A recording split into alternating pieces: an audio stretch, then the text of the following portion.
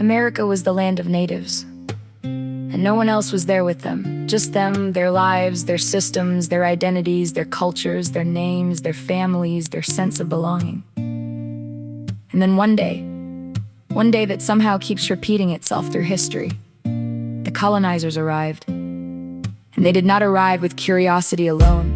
They arrived with strategy, with intention, with calculation.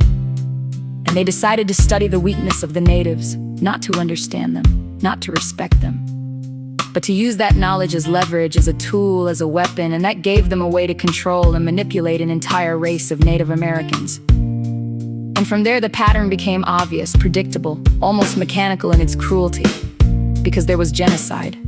There was the violation of women, there were daughters harmed, families shattered, there was slaughter, there was enslavement, there were forced changes of names, last names erased and replaced, identities stripped down and rewritten like they were nothing, like people were nothing, like history itself could be rewritten without consequence. And somehow that still was not enough, because the colonizers stayed thirsty, always wanting more, always expanding the same method, the same formula, the same system, and then they repeated it again.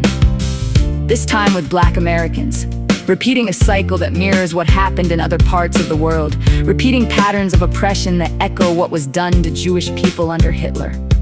And if you are paying attention, really paying attention, you start to see that it has always been about forcing their way in, colonizing, taking, extracting, and moving forward without care, without pause, without reflection, without respect for life.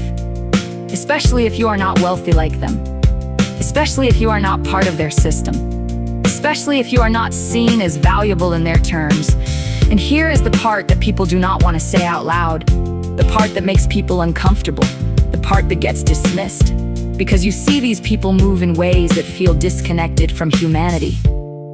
As if they do not understand the value of life. As if they do not understand people. As if they do not understand what it means to truly see another human being. And you can trace that confusion all the way into how they claim to represent faith, how they claim to know Jesus, while showing no understanding of what that actually means in action. Because when you do not see people as human, you treat them as disposable. You treat them as unworthy. You treat them as obstacles instead of lives. And now you look around and you see leadership that reflects that same pattern, that same energy, that same playbook. And now you have Trump as president, echoing what he has seen from those before him. Copying the posture, copying the language, copying the dismissiveness. And then standing there telling everyone that everything is fine. Telling people not to believe what they see. Not to trust their own experiences, not to trust what they are living through.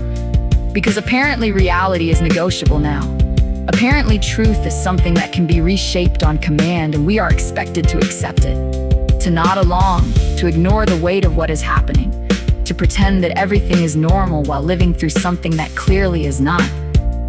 And that is where the pressure builds.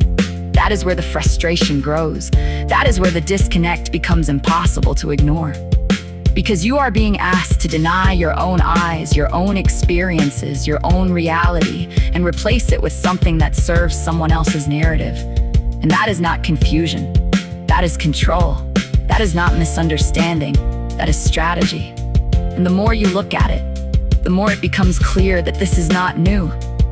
This is repetition.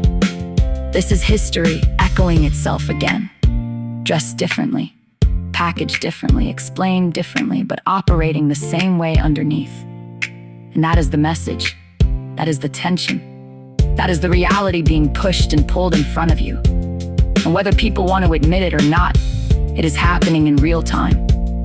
And it is being framed as something else entirely, something softer, something easier to accept, something that avoids accountability, something that shifts blame, something that asks you to stay quiet instead of asking questions.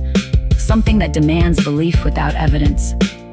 And that is where the cycle continues, unless people decide to see it clearly for what it is.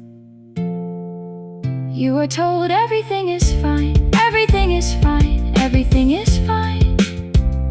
Don't believe your eyes, don't believe your mind, just fall in line. Everything is fine, everything is fine, everything is fine. Ignore the signs, ignore the past. Pretend this time is different when it clearly aligns. And it keeps going, because the pattern does not stop unless it is challenged. And the same voices that benefit from it will continue to